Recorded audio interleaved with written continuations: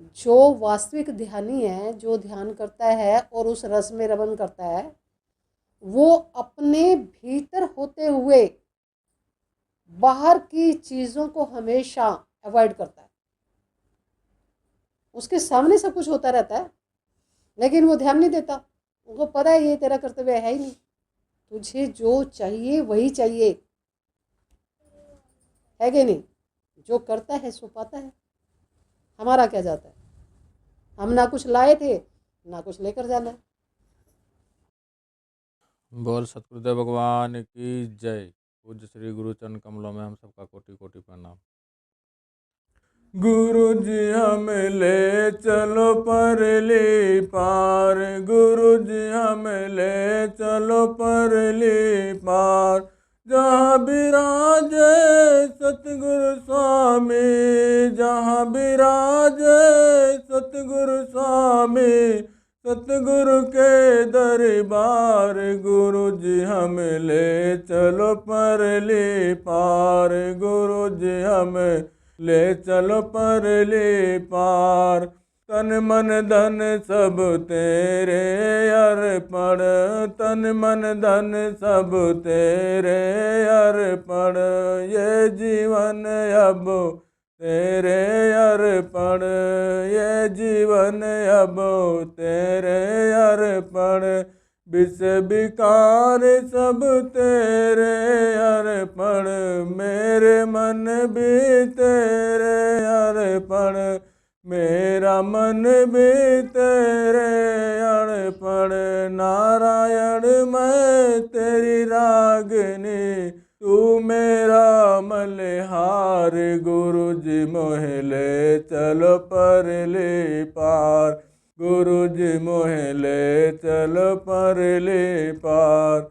जहाँ विराजे सतगुरु स्वामी, जहाँ विराजे सतगुरु स्वामी, सतगुरु के दरबार। गुरु जी मोहे ले चलो परली पार, गुरु जी मोहे ले चलो परली पार।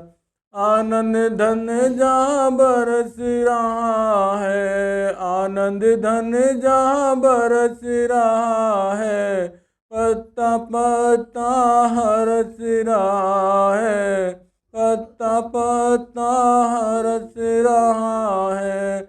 बहुत हुआ अब हार गई मैं, बहुत हुआ अब हार गई मैं। हमें बचा लो हार गई मैं, हमें बचा लो हार गई मैं तेरे चरणों की दासी, तू मेरा प्राण आधार। गुरु जी मोहे ले चलो परली पार, गुरु जी हमें ले चलो परली पार। जहाँ विराजे सतगुरु स्वामी, जहाँ विराजे सतगुरु स्वामी, सतगुरु के दरबार। गुरु जी हमें ले चलो परली पार, गुरु जी हमें ले चलो परली पार। बिच भंवर में फंस गई नैया, बिच भंवर में फंस गई नैया। तुम बिन मेरा कौन खिवैया, तुम बिन मेरा कौन खिवैया। सतगुरु है तारनहार, गुरु जी मोहे ले चलो परली पार, गुरु जी मोहे ले चलो परली पार। बोल सतगुरुदेव भगवान की जय। परमात्मने नमः, परमात्मने नमः, परमात्मने नमः। बोलो सतगुरुदेव भगवान की। सतगुरु ले चलो परली पार। तो सतगुरु के बिना तो परली पार जाया ही नहीं जा सकता। जब तक माध्यम गुरु नहीं होता तो अति कठिन है वहाँ तक जाना। वैसे तो मनुष्य गया ही हुआ है, लेकिन अभी उसे कुछ भान नहीं है। वो अगर शरीर को सत्य मानता है तो उसे ये सब देखना पड़ेगा कि सत्य किधर है। तो हमारा जो स्वभाव है, हमारा स्वभाव है सबका, वो एक आनंदमय स्वभाव है। ये वाला स्वभाव नहीं है जो आप प्रयोग करते हो बाहर दुनिया में, लोगों में जो चीज़ आप प्रयोग करते हो ना, वो आपका स्वभाव नहीं है। ये स्वभाव आप अहंकार के वशीभूत होकर और मन के वशीभूत होकर सारा कार्य करते हो। मन से चलता है सब और अहंकार से चलता है सब। लेकिन जो मेरा वास्तविक स्वभाव है, जो मैं हूं, वो तो अति आनंद से परिपूर्ण चिदानंद स्वरूप, वो स्वभाव है मेरा।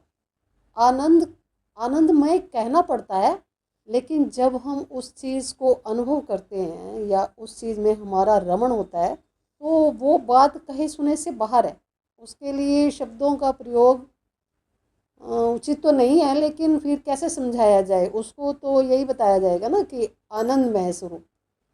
आनंदमय स्वरूप कहने से थोड़ा सा समझ में आता है कि तो कुछ अच्छा ही होगा, अच्छा होगा कुछ। लेकिन उस आनंदमय स्वरूप में जाने के बाद कोई इधर वाले संसार में झांकना नहीं चाहता। फिर अब आपको थोड़ा समझ आया होगा कि जब कोई इधर झांकना ही नहीं चाहता, इसका मतलब ये है कि वो इस सर्वथा इस चीज से भिन्न है, अलग है। तो इसीलिए ही इसकी खोज की जा रही है कि वो जो असली तत्वातीत तत्व है, असली चीज है जो, वो कहाँ है।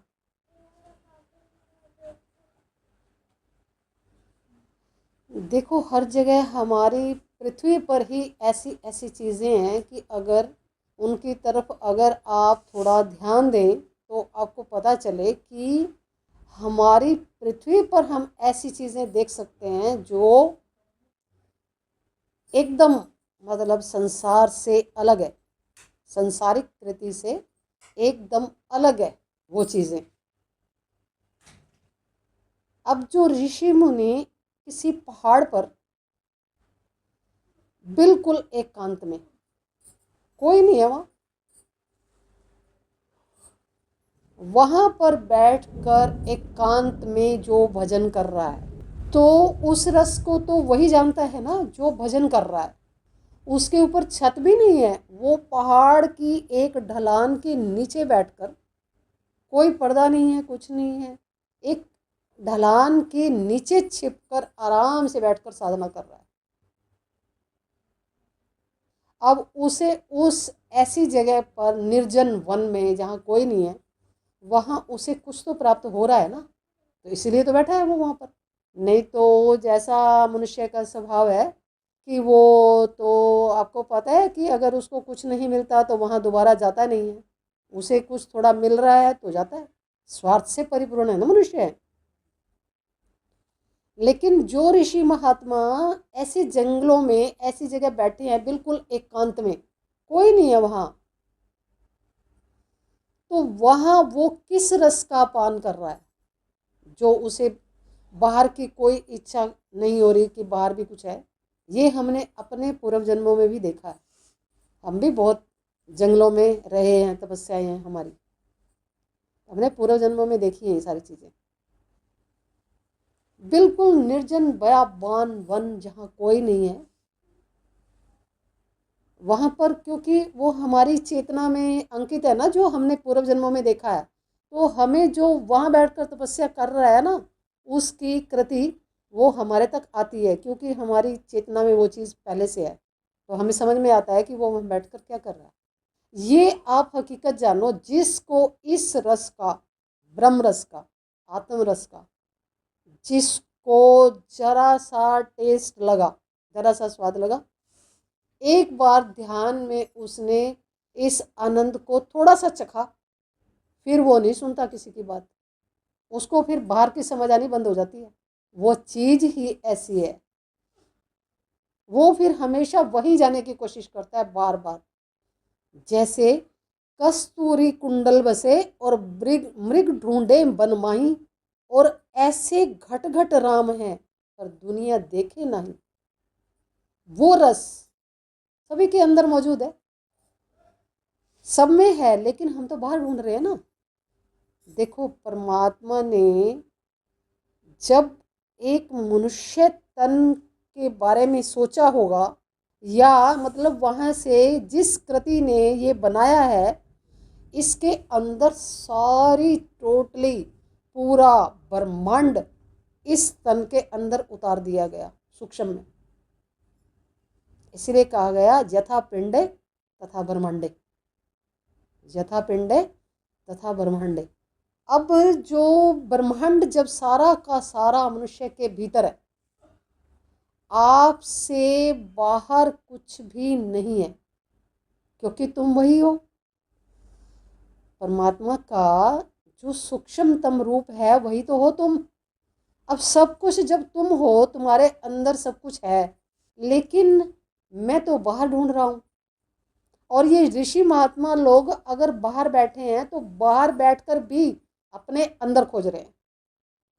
बाहर बैठे हैं बेशक, लेकिन वो अपने भीतर में खोज कर रहे हैं। संसार के चक्रव्यूह से बाहर शांति में बैठकर शांति की तलाश कर रहे हैं।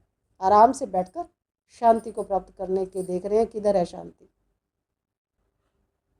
और यही कारण है कि बहुत सारे राजा महाराजा लोग भी अपना तपस्या करने के लिए जंगलों में चले जाते थे।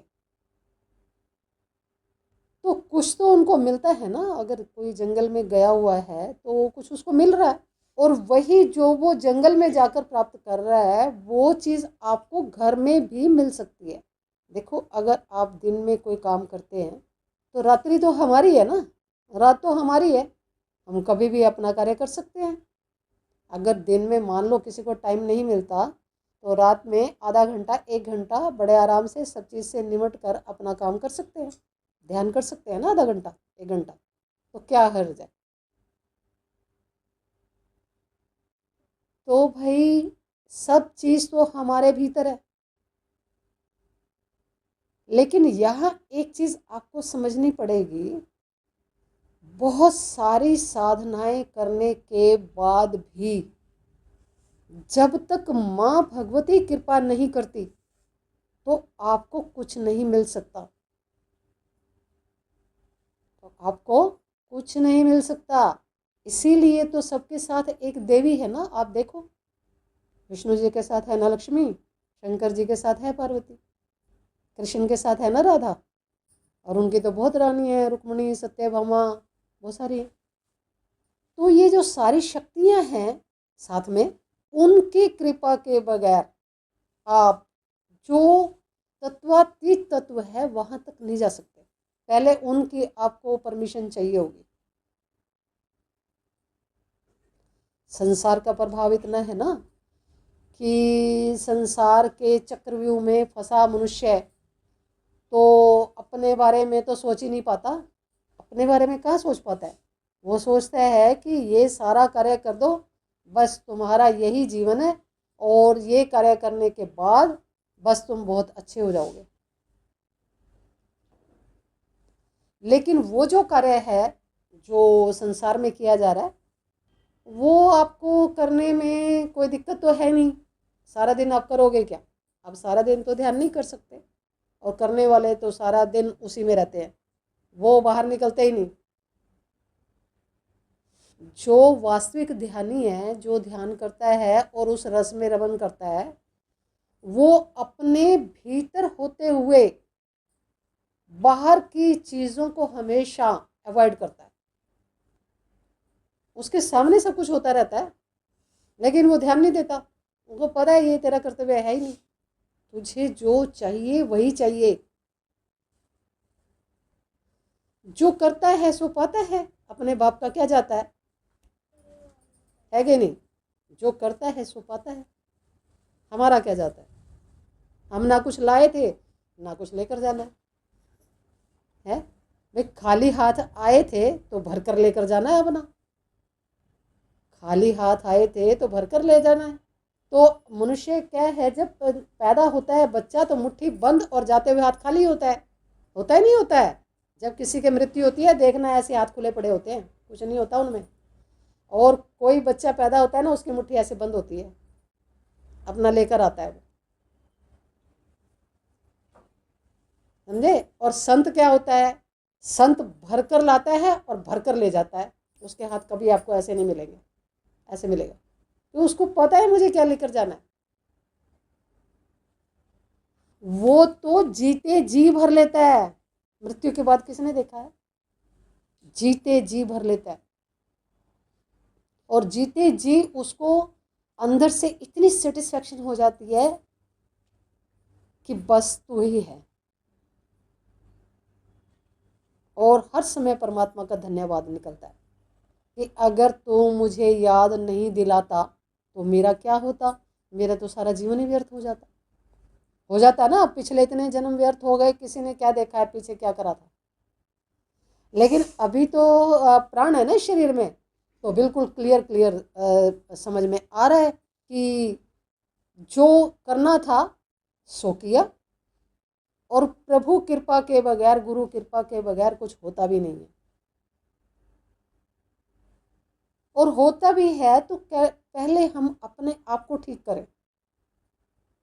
अगर कुछ चाहिए प्रभु से तो देने की नियति होनी चाहिए, ऐसे देने की, लेने की नहीं होनी चाहिए कभी भी।